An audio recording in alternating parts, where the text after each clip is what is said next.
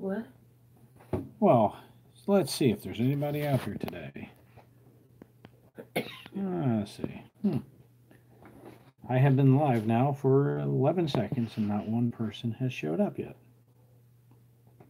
Let's see if anybody shows up. Hey, Armo. Not much. How about you? I'm just trying this for the first time. Going live here at home, sitting around waiting for a load. It's a little slow out here at the moment. Uh, that's due to the fact of the weather coming in.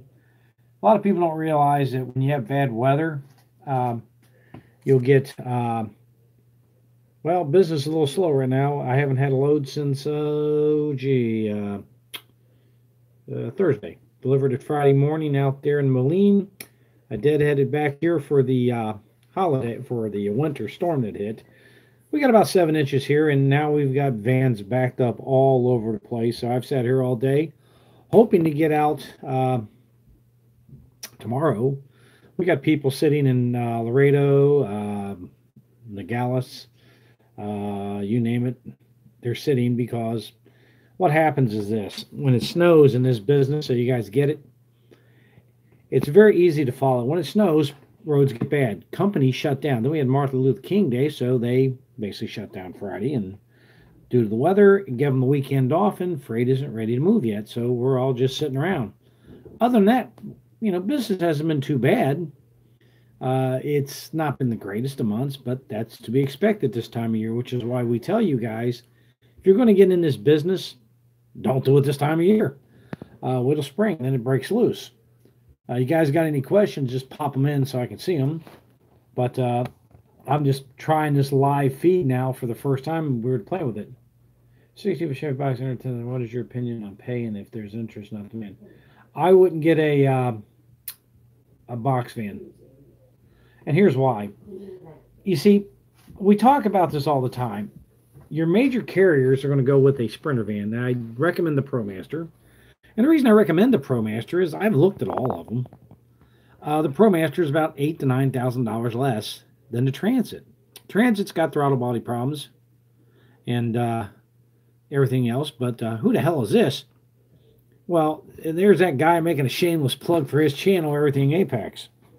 But no, the box van, it's a lot of carriers won't accept them.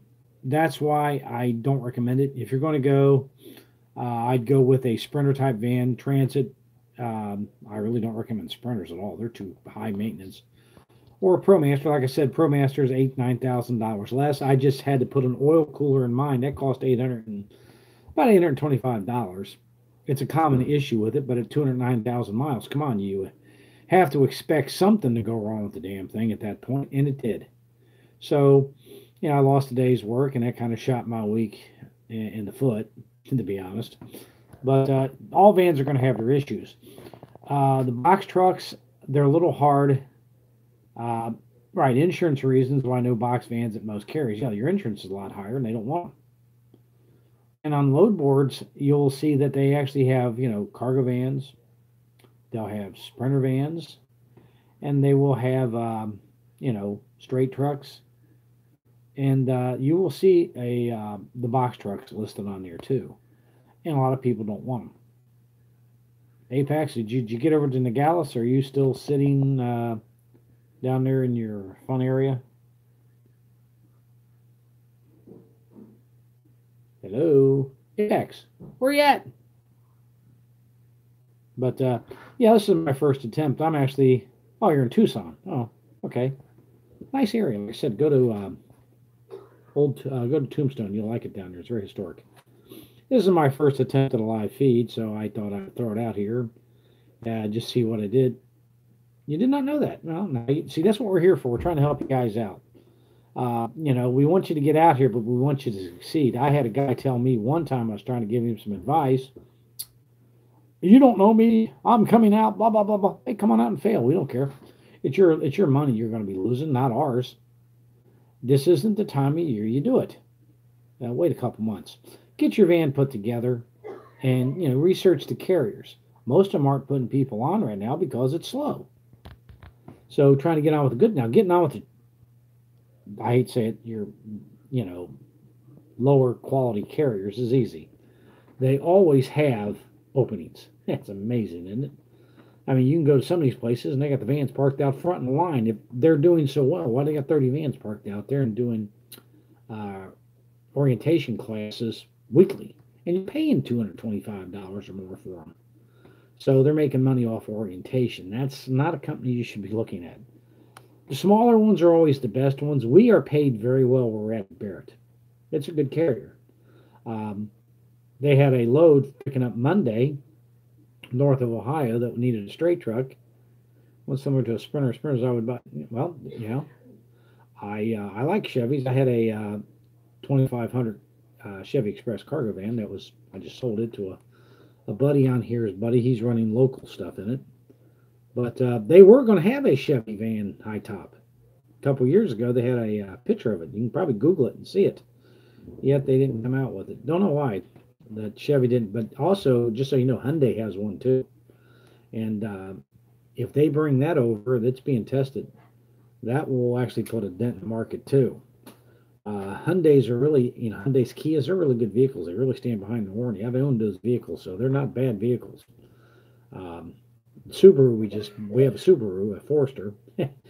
Yeah, 80,000 miles. Key fob stopped working because the TPS cinder sensor broke. Yeah, have that break. Your door locks don't work because it taps into that. But this business has got its ups and downs. If you want to be in it, that's great. Yeah, Toyota's a good one too. But then again, I don't think they're going to do it. Cost-wise, it's not effective for them. But this industry is up and down. July, if you're going to take a vacation, do it in July in this business. I can tell you that. Or the first of the year. Like where I'm sitting at home. I've been sitting here since I was out of service over the weekend digging out. I'm back in service now. I've sat all day. I don't look to get out. But just, playing around with the thing, getting this set up so I can do more things with it. And I thought I'd see if I could do a live video. I'm going to get more in detailed in some of these videos now, why you do what you do and why you don't do it. You want to succeed, I've told people, look at people who are making money. And I mean, my first video says it all. In my first 12 months, I made over $107,000. Oh, okay, back again. My stream stopped. Martin Luther King Day helped. It did help. But we had a double whammy this time around because of the big snow front coming in. A lot of companies shut down Fridays. Let their people go home, get off for the weekend. Freight's not moving. And Cincinnati alone, we're in Lebanon, 50 miles around Lebanon, right now, there are 27 Sprinter vans that show up on the load board. Just to select us. 27. Good luck getting out of here anytime soon. But, we're going to go into more and more detail now. I recommend Alan's, Stormy January and Holiday, not a good mix. You're absolutely right. Because what will happen is that the carriers or the shippers will let their people go home early because of bad weather. So they get off, go home early, and then they give them the day off. So you've had 4 days of people not being at work. So if they're not producing, we're not hauling. So in the next couple of days, it should open up a little more. Freight should start moving.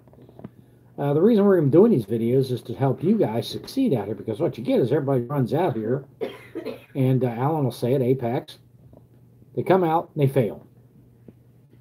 Like I said, I made $107,000 my first 12 months out here, my first year. That was a lot due to Apex. Alan, everything Apex is videos. I actually have basically copied what he's done. He basically wondered if, we talked about it, and if, other people could follow his recommendations, would it work?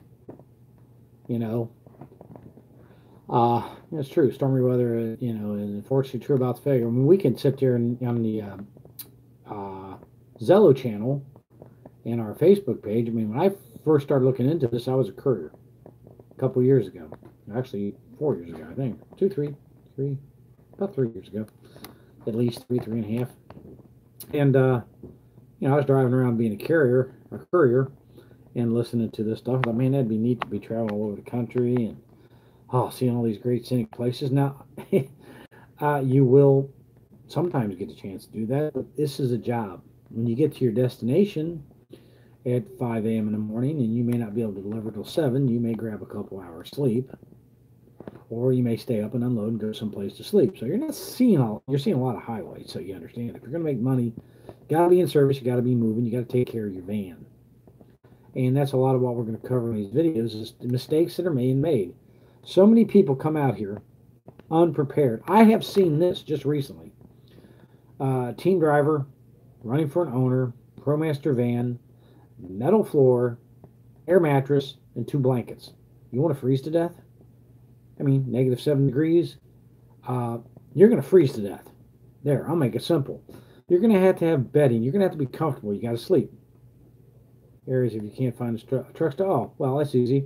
Walmart's. You can go to rest stops are good in certain states. In certain states down south, they have armed security at them too, which makes it really nice.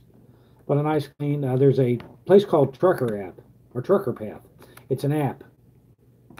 Yeah, Walmart's booting cars. Some of them still let you. You just have to ask the manager. But there's a place called Trucker Path, and on there it'll list on the route everything that you can stop at. So you know the truck stops, things of that nature, certain grocery stores. You pull in, park out a little bit from it, go to sleep. Certain Lowe's, Home Depots, you can start there. I've stopped at several of those in the state. They're nice, clean. If there's no signs, park. You know, and sleep and get out of there the next day. I don't stay at parks because most parks close at dusk. So you know. But I usually stay at a Pilot's Line J or a Petro, or truck stop, or any truck stop that will allow it. Most of them do. Loves don't like vans. Don't know why. Now, some people have had good luck at Loves. I have not had good luck at Loves. But rest stops I've done well with. You go on to rest stop, there's a bunch of truckers in there. Pull in, grab some sleep. You'll be fine. So rest area is really good too. But the thing is that before you come out here, you got to be ready. You're going to have to bring certain equipment with you. You're going to be out to sleep. You're going to have to make a bed. You're going to have to be able to fasten the freight down. If it has the D-rings, you can use those for a while. I just put an Easy Track in mine because it's so much better, to be honest. So much faster and easier, and you just screw those right through the floor. Just make sure you're not screwing into something underneath that you don't want to put a hole in, like a brake line. But, you know, some people do that. That's the thing about those Chinese heaters. People talk about installing, and I tell them, hey, they're easy to install. Just be sure where you put it at. You're not going to hit something underneath that's going to put it in the way. So look before you drill, because once you put the holes in the floor, they're there. You know, you can bondo them up if you want. But also, the thing I do too is once I've got those screws, they're popping through. I use the oversized ones too because I like a nice good grip. And I use more than most people do. I get some rubberized paint and go underneath there where those screws are popping out, and I spray those so they don't rust or get moisture back up into the van under the tracks and cause rust. So an ounce of prevention is worth a pound of cure. Now, don't be stupid like me and actually start to fill up the thing and not pay attention at the pump and put gasoline into a diesel heater. I did that. Had to take the line off, drain it into a bottle. Yeah, that was smart. It was cold as crap out too up there in North Dakota. So be sure you put the right fuel in the thing. But you know, a lot of it's not rocket science right now. The southern area, Carolinas is terrible. Atlanta's terrible. You want to go to areas and stay in the freight lanes, which is up towards the north. Of course, you got the ice and snow up here at the moment. But freight should start moving again tomorrow or the next day, and it'll start clearing out. The cheap freight will go first. We don't haul cheap freight. If you do, you know, Rust Belt areas, where there's a lot of industrial areas where you're going to do well. I mean, you know, it's not rocket science. I mean, think about it. You know, the Carolinas are generally pretty good. So, you know, I mean, just so you know, down in the Carolinas, we've done well. What's going on down there is that you've got, well, Bolt opened up a terminal down in that area. So now they've flooded the area with vans. And they're taking freight out of there at 70 cents a mile. We thought it was through all their areas. No, it's just there. Because there's so many vans down there, now you got everybody going out cheap. And that just hurts the industry. It's not that you're not going to get freight that's a good rate, but you're going to sit there a while. So you have to remember one thing that you got to. Sometimes you're going to have to drive and move and relocate. That's an area that a lot of people don't want. You think you're going to drive in, say, to Atlanta, drop off, and sit there and pick up the freight down next door. No, it doesn't work that way. First of all, I won't stay at a truck stop in Atlanta. I'm going to go down south of Atlanta. I'm going to go down there on the border and get someplace where I know I'm not going to get mugged. But I used to like Atlanta. I mean, Apex would tell you it's my favorite place to go. Right now, I'm going to go near the place, and they're not sending us down there. But freight areas are going to be your industrial areas. Right now, the southern side or south of Ohio, and Ohio right now is not doing that great, just so you know. In fact, Detroit isn't doing that well. We had one of our guys sit home with 3 days up there last week. So the areas that are generally good right now are not so good. Uh, I don't like to be mugged, so I don't stay inside of certain towns. Like, for instance, I will not stay in the pilots and stuff in Atlanta. I get out of Atlanta and go to, like I said, I go southwest and get on the border down there of Alabama. I'll stay there. It's safer. Um, Too much going on. When you pull into a pilot or a Flying J, and the first thing you see is a armed guard, that's probably a good indication you don't want to stay there. Just so you know. If you have to have armed guard, yeah, Atlanta's got some really rough areas. But if you have to have armed security at a gas station or a truck stop, might not be the place to stay. Find somewhere else. And being on Zello, we have a Zello channel that Alan could probably Apex post links to and everything on here for you. If you get on there, you're going to talk to people from all kinds of different companies. Panther, all of them. They'll be the good, the bad, the ugly. Not a problem. But what that does do is that, you're in an area and you say, like me, I'm going to Kansas City. And it's like, my first time in there, I didn't know which place to stay at in Kansas City. One of the guys says, go to Kearney.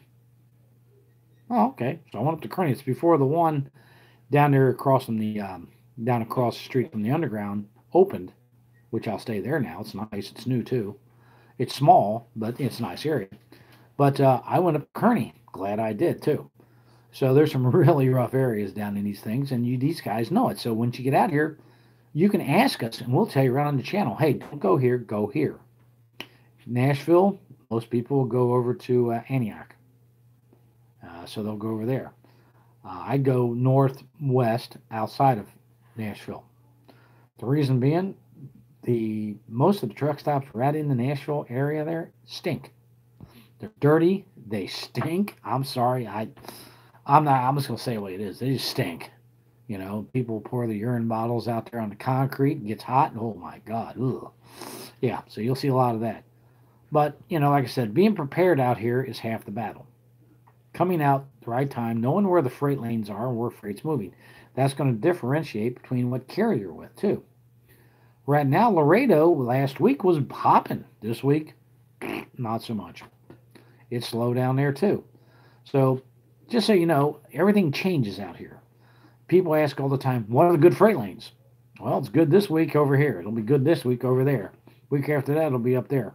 You don't know from week to week, but when you have us on our channels and things where you can talk to us, you can ask us. We can give you information that, well, right now, Bolt's doing well here. We're not, but they are. We can tell you that stuff. We know who's moving in what areas. And a lot of that's going to depend on their customer base. You see, customer bases help, and that's why it's hard to tell you freight lane, because if your carrier has a good customer base here, then if you work for, say, Bolt and they have a good customer base in Northern Ohio, for instance, they're strong there because they did all that freight from the GM plants up there. So we didn't do so well at those plants. I mean, some people do, some don't. You don't know. So location, you may have to relocate. My printer's going off over here for some reason. Let's see what the heck's coming on. Maybe fan mail. Let's see. Oh, Big D, you're the greatest thing since sliced bread. Hey, now I like that one.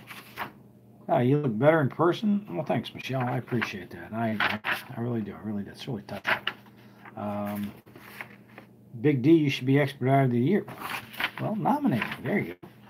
I don't mind. I'm just yanking it. It's actually my wife posting something, sending to our printers. We actually have double printers here. We have label printers. We have a soap store. I did a little thing there today about that. And I'm sitting in the office, as you can see behind me. I was on the podcast and Rain talking about you can buy a separate cartridge if your insurance didn't cover it. How about insurance? Insurance, like I said, that's going to depend a lot on carriers. Um, we have to buy ours through the company, Barrett. It's all taken care of. The cargo, everything comes right out of our checks each week. Now, I will be honest about it. I pay about $135 a week for all my insurance.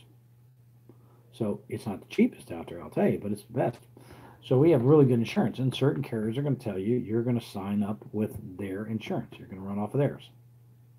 Others, the Expo. If you haven't heard about Expeditors Online, the Expo in July, go onto their page or Google Expeditors Online Expo, register, show up in July. Come and stay. I mean, sleep in your car. We're going to sleep in our vans, but come to the back lot. See, go to the back lot. You're going to see everybody there. Apex will be there. I'll be there. Tim Expedites is going to be there. A bunch of the guys are going to be there.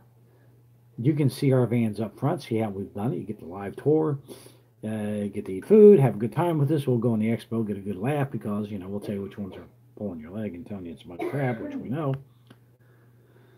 That's right, Expo, Fort Wayne, Indiana. See? Come there. Before jumping into this industry, show up there. You'll get to see how we live. I mean, I always talk about my Bubba bunk, which I call it that because a guy named Bubba Lubbock, he has a channel too. Bubba's very entertaining. He's a hoot. But he did it first. Not far from Washington, D.C.? Fort Wayne, Indiana from Washington, D.C.? Let's see. What about 8 hours of Helen? 10 hours? But, you're going to drive for a living. 8 to 10 hours is nothing, so it's a good indication of what you're going to deal with. Come on over to the expo, meet the gang. Alan has heard me say this more than once, and you'll hear me say it too. 8 hours, see? And I'll say it on here. Don't listen to people who aren't making money. There's an answer right there for you guys. There was a guy on here about a year ago doing YouTube videos about expediting. And then he wanted to know about a good accountant because he made $12,000 in 6 months. $12,000 in 6 months? You'd have been better as a greeter at Walmart. The guy's not making money, but he's telling you how to be an expediter. Think about that. Listen to people who know how. Okay? Alan is an expert in this field. I mean, he's the guru. I mean, everything Apex, he's kind of the guru. Everybody, defaults to him. I'll call him up and ask him, hey, Alan, I'm here. What do you think?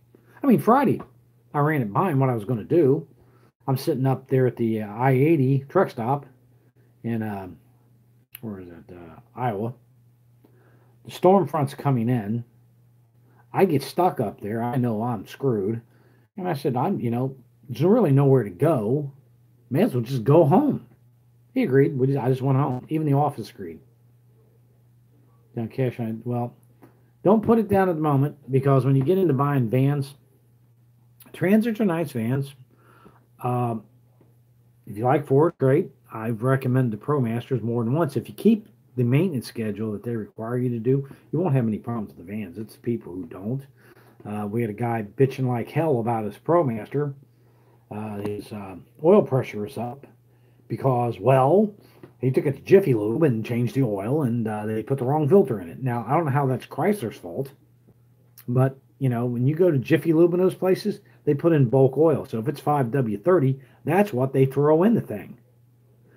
Unfortunately, that van's very specific. 520, that's why they have the top end engine problems, is because you run the wrong oil. You gotta actually run the right stuff in your van. Don't, like one guy did, change his tranny fluid at the transmission shop down the street because they put the wrong fluid in his and burned his transmission up. That was a costly mistake. And also when you flush the transmission fluid out of a ProMaster, take it to the dealer there too because it's a specific radiator fluid. Certain things I don't care if you do it somewhere else. Certain things you really need to do at the shop at the dealer, because, well, if they put the wrong stuff in it, you're going to get bad results. So, you know, you have to actually take care of your vehicle. I have 208,000 miles. Alan will tell you. I've had my first issue. I blew a oil cooler out of it. It's a common problem, but I did mine at 208,000 miles. It's because I changed the oil myself and I put that lid on. And what's causing these oil coolers to go bad is if you ever look inside the engine of a ProMaster, there's like a big circular wind scoop or air scoop. Down below it, there's a little thing. It's plastic and has like a little plastic nut on top of it. It's kind of an oval like shape like that. That's the oil filter. You just take a adjustable wrench and pop it off. Well, you take it to a shop like Walmart or something, they can ratchet that thing back down, and that's turning that oil cooler underneath and twisting it, which basically causes the O-rings to pop out and get a major oil leak. Now, I did it at 208,000 miles because of extreme heat, or extreme, not heat, but cold. You see, I was filling up the diesel tank for the heater that night. It was like 7 degrees going down to -7 or something like that. And I actually pulled up to the pump to fill that thing up. I was on the phone with Apex, and he'll tell you I was, oh my God, it's freaking ass cold for all these people nuts. And I filled it up with fuel and I backed up. It was fine. Next morning I woke up, I saw that tracking oil going back to the van. I looked underneath, there's a big puddle, took it straight to the dealer. The oil cooler went kapooey on it because extreme heat, driving the engine hot, letting it cool down into those conditions and starting it up, popped the seal. So that's why the oil cooler went bad. The O-ring was not totally seated. It was a little out because I had some leakage problems, but nothing serious. We're trying to find it. That's why I didn't think it was an oil cooler, because it wasn't leaking so much. But that little temperature up and down, and temperature has a lot to do with how these vans run, caused that thing to pop. And $825 later, in one day, I was back on the road. But while I was there, I had them, tune up the transmission.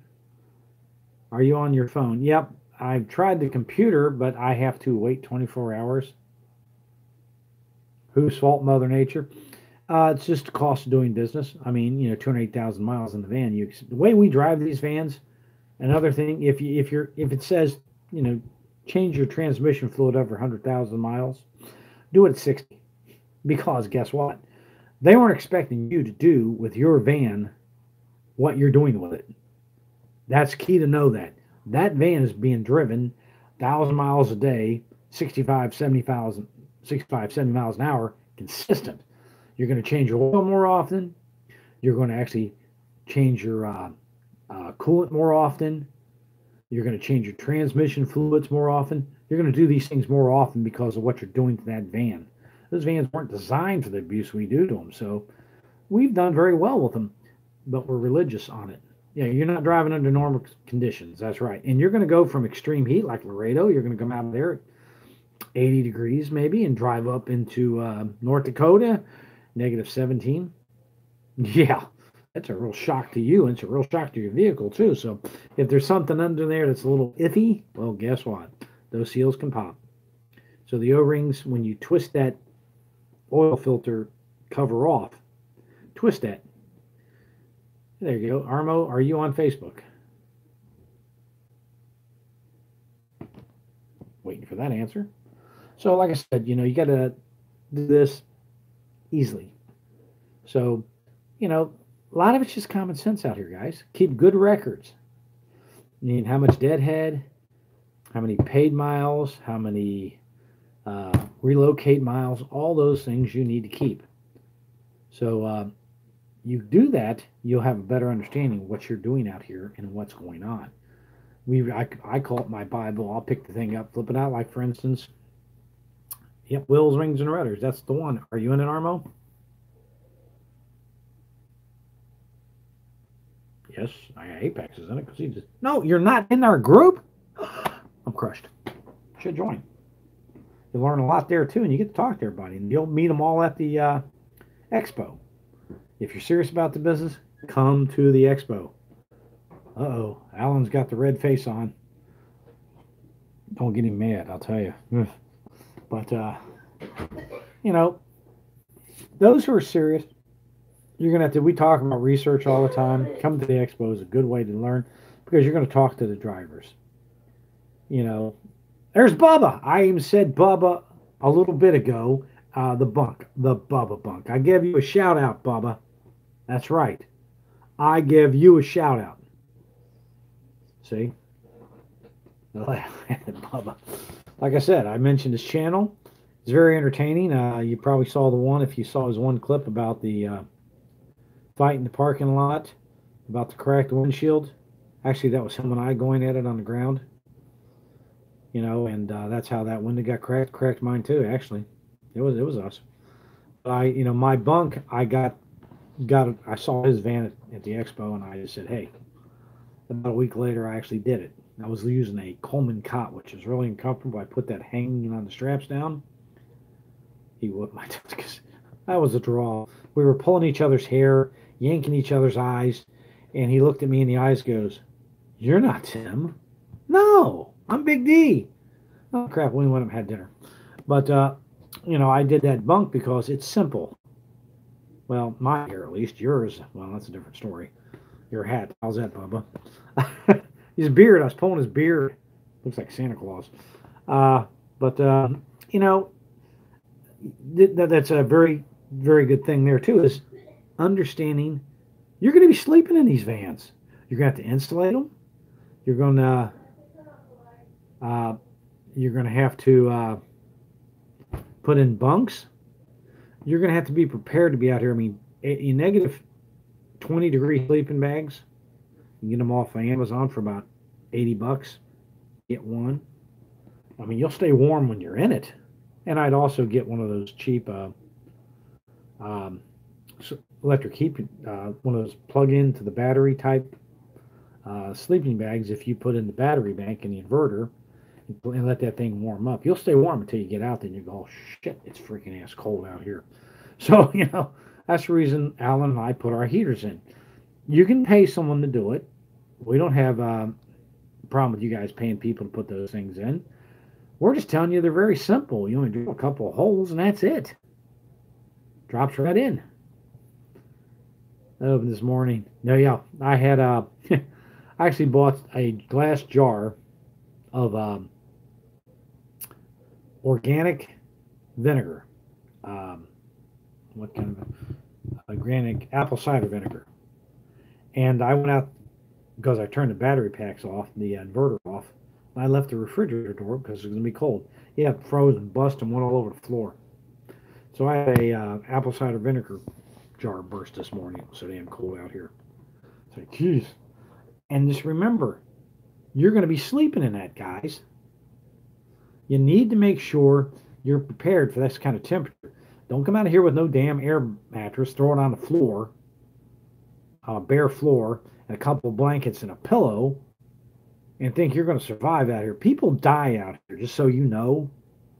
You're going to have to put in smoke detectors, carbon dioxide detectors. Well, netting $80,000 is not impossible in this business. It can be done. You're going to have to be frugal. You're going to have to put in microwaves, refrigerators. You can't eat out every night and do that. But, like I said, before you even hit the road, you're going to have money set aside. I mean, like I said, I'm over here in Fargo, North Dakota, negative 17 degrees. My oil cooler goes out, and it's going to be a day before it's fixed. Well, that piece alone is $800 a quarter, and the motel is $131 down the street. Got to pay for that, folks. If you don't have any money, you're kind of stranded, aren't you? So you have to have that money for when that happens. And, that way it's not devastating. You're not freaking out. I mean, Alan will tell you, I was sitting in there at the fireplace, just bored to death. The time it was said and done, everything was about $1,500 because I had to do some extra while it was down. I wasn't sweating the small stuff. I just went in, gave them the cash, and left. And you have to have that emergency fund. I have enough money set aside to put in a new tranny and a new engine if I had to. Not that I want to, but I could do it and not be, and be on my way. So save money. It comes in handy out here, folks. keeping cash around will help you out. I mean, Alan's having a pretty decent week. I'll be honest. So far this week, I've gotten a whopping 601 miles since Thursday.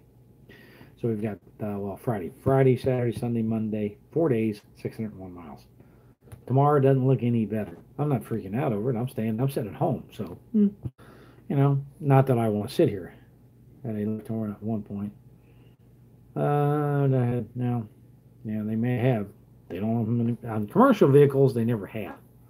On regular vehicles, yeah. Commercial, they never put a lifetime warranty on them because they knew they were going to get the crap beat out of them. They didn't want you to do it. But I'm just playing around tonight to see how this live thing went. See if anyone actually show up. They actually did. Wow. Hi, YouTubers. But I'm going to get off here and go downstairs and watch some TV. We're opening up a channel for the store, too, our soap store. And, that's something else, too. When you're out here on the road, you need to basically confine space. We do make products that do that. But it's a later subject. But you all have a great evening. Stay warm. And I'm going to see how I get out of this. This was kind of fun. Talk to y'all later.